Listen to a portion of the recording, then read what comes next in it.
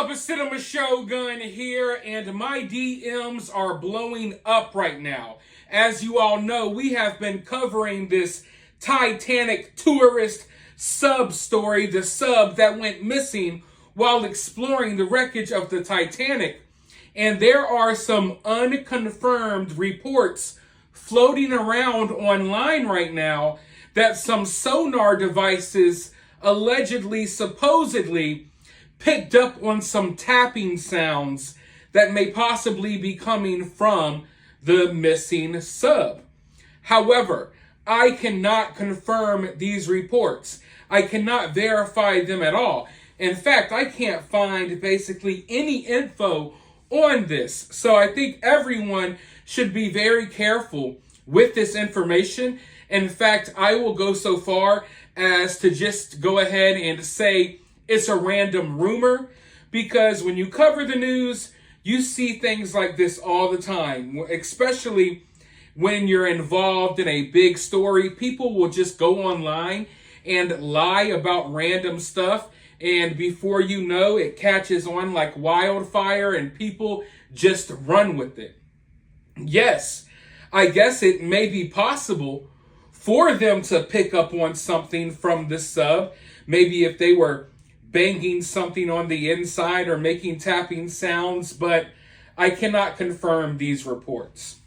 But you know, when looking at this story, one of the most bone-chilling parts of it for me is, I don't know if you all ever really watched the Titanic, but the Titanic, it was billed as the unsinkable ship. Everyone was so proud of the Titanic. The captain was so proud. The person who developed it and created it, they were so proud. They thought it was unsinkable. Nothing could stop this ship. Therefore, they named it the Titanic. And then, we all know how that ended.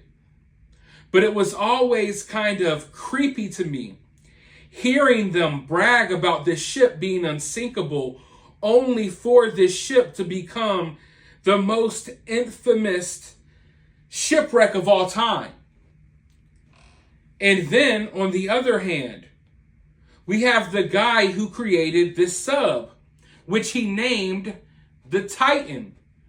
A sub that he basically made to go explore the wreckage of the Titanic. And in a recent interview, he was basically saying how he designed this sub, even though if you ask me, it's really ridiculous. It's controlled by a $29.99 video game controller from Amazon.com. But anyway, he talked about how he designed this ship and he was really proud of it, saying that even if we lost power, even if our rudders stopped working, even if we had technical difficulties, we would still be able to survive. That's how I built this ship, so we would have enough air supply to last for a few days. Yet here he is, in a situation much like the captain of the Titanic. In a situation where the baby that he created, that he was so proud of, may have failed him. And ironically enough, just like those who created the Titanic, he was bragging about his creation not that long ago, not realizing that much like the Titanic, anything can happen. Things can go wrong. And I can't help but wonder, when he was thinking, regardless of what happens, we'll be okay, did he ever think for 1 second that maybe the people on the surface wouldn't have the right equipment to extract him from thousands of feet below the ocean's surface? So that's something that's just been really, really creepy to me, if you ask me. But earlier on in a prior video, we were talking about how there's a possibility that their sub is caught within the wreckage of the Titanic. I even played a little clip for you all because this happened before, not with the same sub, but years and years ago. Someone who was going down here to explore the Titanic, their sub got caught within the wreckage, and they thought they were goners. It took them about an hour to finally get loose, and by the graces of God, they survived. But I want you all to hear from this guy, because the clip I am about to show you, I'll warn you right now, he gets emotional. And I think for the first time when covering this story, the realization of what is going on here really set on me. And don't get me wrong, I understand the severity of this situation. But when you're covering this story really quickly, you know, you're on top of all the new updates. Sometimes you grow cold to what is actually happening here. But I had to just take a step back and really think about this as well. I mean, look at the ship. There's hardly any space. Maybe one person tops is able to actually stretch their legs out. You know, and in order to survive this situation, they're going to have to be calm, cool, and level-headed, just like any other situation. Cooler heads will prevail. But it's got to be hard not to panic down there. But if you panic, one wrong move kills everyone. The pressure of that water down there, it's a wrap. But I want you all to hit that thumbs up button if you enjoyed this video and all of the content I make.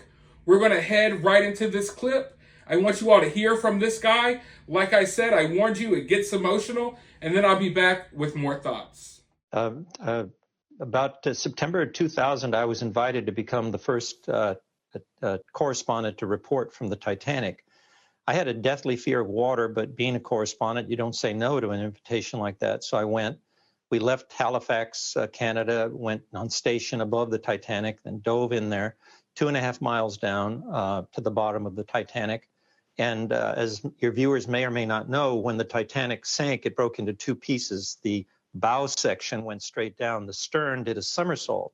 And so it exposed, when it landed on the bottom, it exposed the propeller. So when we toured the bow, there was no problem. There was a moment of silence we had just for the sake of the victims there. It's all very somber, very haunting. And then as we traversed the debris field over towards where the stern section had landed, the first thing that caught my eye was the giant propeller. And when I say giant, it's huge compared to our sub. Our sub was like a little mosquito compared to the blades of the propeller. But I remarked to myself how shiny it was because it's got brass, and so it doesn't corrode the way the rest of the Titanic has. And as that happened, as I was just dazzled by this giant propeller, I noticed we were speeding up, and that seemed strange to me. I thought we should be slowing down. And we later found out that we got caught up in a very high-speed underwater current. Those do exist down there. We got slammed right into the blades of the propeller, became trapped behind the blades of the propeller. And not only did we feel the collision, but also huge pieces of the Titanic started falling down on us, and we knew we were in trouble. Wow. Trapped behind the propeller. How did you manage to get yourselves out? Well, you know, it's when you were down there, my first concern was panic. Would there be anybody, the pilot or my diving buddy, would they panic? We'd been told a story on board the ship before we dove of a man who was caught in a similar situation and in his panic went to the escape hatch thinking he would go out that way. He wasn't thinking, obviously, and of course expedited his doom. The pressures down there, if the water, even through a little crack, comes through, it'll cut you like a razor blade. So I, being a scientist, started thinking, okay, I'm a professional problem solver. We're stuck 2.5 miles below the surface of the water. How do we get out? And it took me the better part of a half hour or more as our pilot tried to jog us out and he wasn't succeeding. I finally really hit a brick wall and realized, no, this is the end of it. And this voice in my head actually said to me, and I'll never forget the words, this is how it's going to end for you. And for me as a correspondent who'd been to the North Pole, the South Pole, I'd covered Persian Gulf War and other places where I was in harm's way, always managed to survive it. For me, that was a bitter pill to swallow. And I thought of my wife, I'd never see her again. So I don't like recalling that experience. I was fortunate enough by the grace of God and by the skill of our pilot, who was a former MiG pilot. This was a Russian sub. He was able to finally extricate us after the better part of an hour. But then even when we got out, it was a question of getting to the surface, and you corkscrew the surface. It takes about 2.5 hours more. So it's an experience that I'll never forget in my life. And my heart goes out to these people who are lost. I'm just so sick to my stomach to think of those poor people down there. You know what it's like. So for those of you all who have watched the Titanic movie, do you remember that scene at the very end after the old lady passes away and I guess she's in heaven or whatever, and she walks back into the Titanic and everyone is there waiting to greet her? Leonardo DiCaprio is waiting at the top of the steps. That scene keeps playing over and over again in my head. And I can't imagine just being in that position. It's so haunting to me. It's so haunting. And listening to this guy say that he heard a voice in his head telling him that it's the end, that was kind of scary. You know what I mean? I don't want to take it down a paranormal route here, but that was kind of scary. And I can't help but wonder, was that your inner voice? Or was that something else? Something about being at this wreckage, it must give you some type of spiritual feeling, you know? Being in an area where so many people lost their lives in such a tragic situation, you got to believe that there's a certain aura, a haunting aura around this ship. And from the looks of it, it's highly possible that the Titanic claimed more lives in the year of 2023. Now, the difference between that guy that we heard from's journey to the Titanic and the people who are missing is that even though that guy went down to the Titanic in the year 2000, I can guarantee you that the sub that he was on was way more advanced and better than whatever in the hell type of contraption they have built to go down there now. Because we talked about it in my last video, there is no excuse for what happened here. There was no reason. They have no business taking this craft that deep into the ocean. When you are controlling your freaking sub with a Bluetooth remote controller from Amazon, that's when you know that, hey, maybe this little dream can wait. I don't know if they didn't have enough money to really fund this project or what, but this has to be one of the craziest things I've ever seen. I can't believe that anyone in their right mind would get in that vehicle, seeing how little space you have, knowing how many things can go wrong, having to sign a waiver that mentions thousands of ways you can die.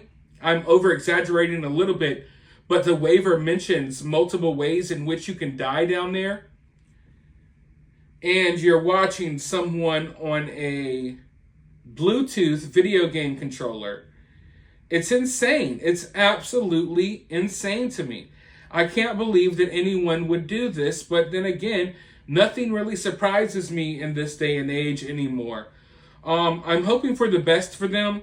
I'm going to continue looking into this report that's floating around.